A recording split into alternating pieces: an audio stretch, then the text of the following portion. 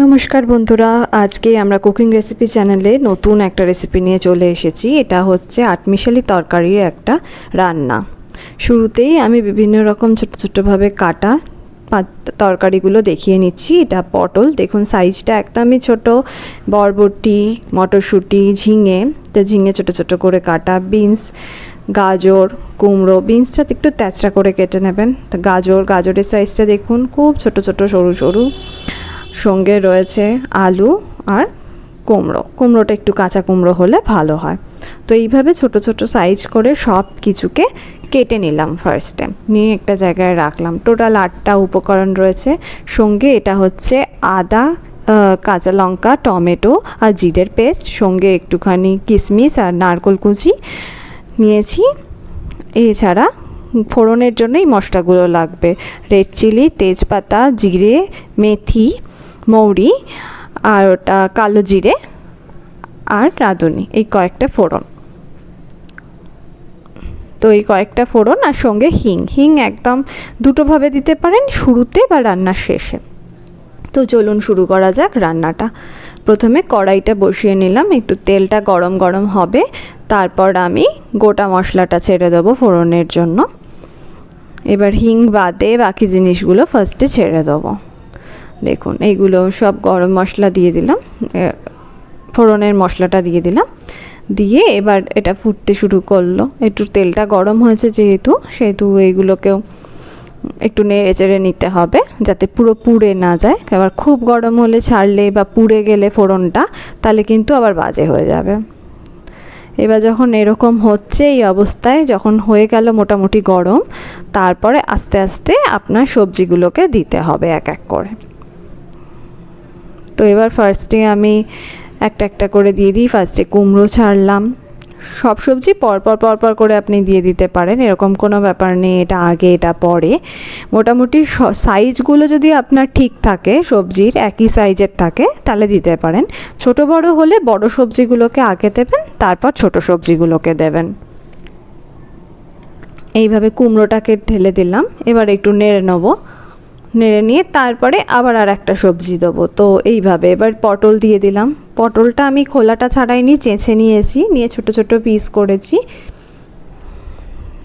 ছোট ছোট যেহেতু করেছি সেহেতু পটল বলুন, ঝিঙে বা সমস্ত কিছু, বরবটি, কুমড়ো, এগুলো খুব তাড়াতাড়ি রান্না হয়ে যাবে। তো প্রথমে কুমড়ো আর পটলটা ছেড়ে দিয়ে একটুখানি আমি নেড়ে নিলাম। ভালো করে নাড়াটা হয়ে যাবে যখন মোটামুটি তেলটা গায়ে লেগে যাচ্ছে, একটু ভাজাটা স্টার্ট হবে, তখন আরও দুটো সবজি ছেড়ে দেবো। সব রকম সবজি পরপর আপনাকে ছাড়তে হবে। আর যদি কোনো সবজি থাকে যেটা ভাজতে টাইম লাগে, সেই সবজিটাকে আগে ছাড়বেন। এবার মাঝখানে দেখেছেন সবজিটা ফাঁক করে আমি মাঝখানে একটু জায়গা করলাম, তার মধ্যে আবার আমি সবজি দেবো। তো এইভাবে তরকারিটা করতে হবে। এবার আমি বিনসগুলো দিয়ে দিলাম। সবজির সিকোয়েন্সটা ম্যাটার করবে তখনই যদি আপনার সবজিগুলোর মধ্যে কোনো একটা বেশি তাড়াতাড়ি ভাজা হয়ে যায়, কোনো একটা কম। আদারওয়াইজ আপনি একসাথে দিয়েও নাড়তে পারেন। ঝিঙে যেহেতু খুব তাড়াতাড়ি হয়ে যায়, ঝিঙেটা আমি পরে দিচ্ছি। বিনসগুলো তাড়াতাড়ি হয়ে যায়। কুমড়ো আর পটলটা আমি আগে দিলাম। তো আপনার যে সবজি নেবেন তার উপর ভিত্তি করে আপনার টাইমিংটা বা সবজি দেওয়ার সিকোয়েন্সটা রেডি করতে হবে। আপনি এটা 5 রকম সবজি দিয়েও করতে পারেন, আমি 8 রকম সবজি দিয়ে করেছি। 9 রকম সবজি দিয়েও করতে পারেন, তাহলে 9টা সবজির রান্না। তো আপনার কাছে যা অ্যাভেলেবেল সবজি থাকবে তাই দিয়ে করবেন। দেখুন এবার বিনসগুলোও আমি দিয়ে দিলাম। ঠিক আছে, বিনস আর গাজরটা দিয়ে এবার নাড়ছি। এইভাবে পরপর করে আপনাকে দিতে হবে। আলু খুব তাড়াতাড়ি ভাজা হয়ে যায়, ওই জন্য আলুটা আমি একটু পরেই দেব। এবং তারপরে আবার জল দিয়ে এটা যখন সেদ্ধ হবে, যদি আগে আলু দেন তাহলে আলু পুরো গলে যাবে।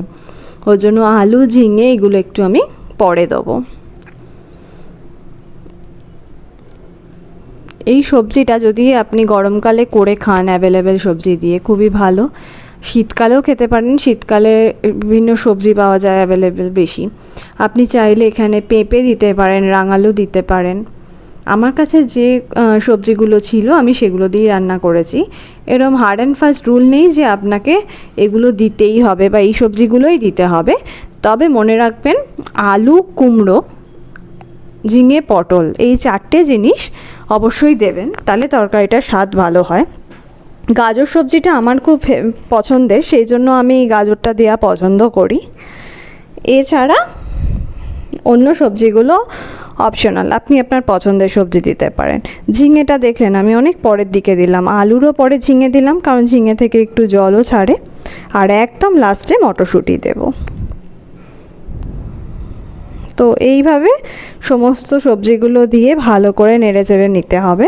এবার নেড়েচেড়ে নেওয়ার পর যখন এরকম একটা চেহারা হয়ে যাবে, বেশ অনেকটা ভাজা ভাজা হয়ে গেছে দেখতে পাচ্ছেন, নাড়তে নাড়তে আপনার সবজিগুলোতে পুরো তেলটা লেগে যাবে, কড়াইতে আর কোনো তেল লেগে নেই, ভাজা ভাজা হয়ে যাবে। তখন গিয়ে আপনি বাটাটা দেবেন, যেটা আমরা করেছি জিরে, কাঁচা লঙ্কা, আদা, টমেটো এই 4টে জিনিস নিয়ে মিক্সিতে বেটে সেই বাটাটা 2 চামচ মতো দেবেন।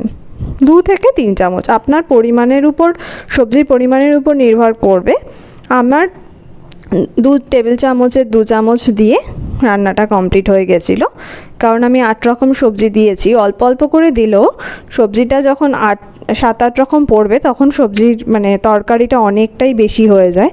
সেই জন্য আপনার 2 থেকে 3 টেবিল চামচ এই বাটাটা দিতে হবে, বাটা মশলাটা।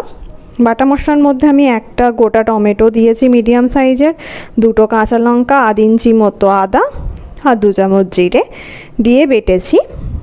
জিরে ফোড়নেও যাবে এবং বাটা মশলাতেও যাবে। এবার পরিমাণ মতো স্বাদ মতো নুন দেবেন। নুনটা আগেই দেবেন না, তাহলে জল ছেড়ে যাবে। সবজি ভাজা হওয়ার পর বাটা মশলা দেওয়ার পর আপনি নুনটা ছড়াবেন, দিয়ে এবার ভালো করে একটু কষিয়ে নেবেন নেড়ে চেড়ে। যত কষাবেন তত খেতে ভালো লাগবে। আর এই সবজিটাতে একটু তেল দেবেন, একদম কম তেল হলে কি আটকিয়ে যাবে কড়াইতে।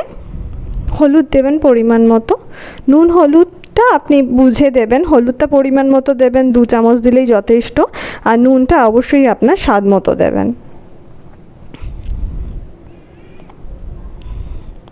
এরপরে মটরশুঁটিগুলো দিয়ে দিলাম। মটরশুঁটি তো বেশি ভাজার দরকার পড়ে না, আমি মটরশুঁটি একটু কলিয়ে রেখেছিলাম। কলানো মটরশুঁটি খাওয়া আরও বেশি স্বাস্থ্যকর। যে কোনো কলানো জিনিস খাওয়া স্বাস্থ্যকর। আপনি ছোলা খেতে পারেন, এইভাবে মটর খেতে পারেন, মটরশুঁটি খেতে পারেন, যে কোনো ধরনের মুগ ডাল খেতে পারেন, গ্রিন মুগ যেটা, সেটাকে কলিয়ে খেতে পারেন। যে কোনো কলানো জিনিসের মধ্যে অনেক বেশি ভিটামিনস থাকে, সেটা যদি কাঁচা খেতে পারেন আরও ভালো। আমি যখন বাড়িতে রান্না করি তখন আমরা সবাই একটু স্বাস্থ্যের দিকে খেয়াল রেখেই বানাই।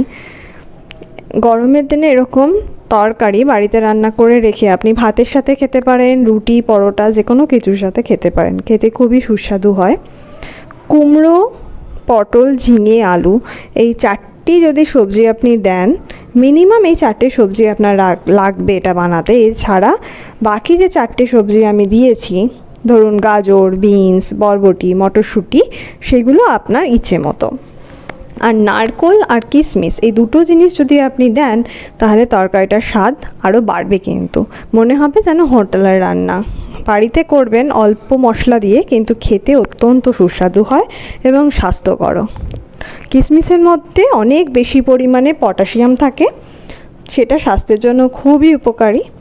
আর নারকোলও শরীর ঠান্ডা করে, নারকোলও খাওয়া খুব ভালো। নারকোল যদি আপনার কাছে না থাকে না দেবেন, যদি থাকে দেবেন। কিশমিশটা কিন্তু অবশ্যই দেবেন।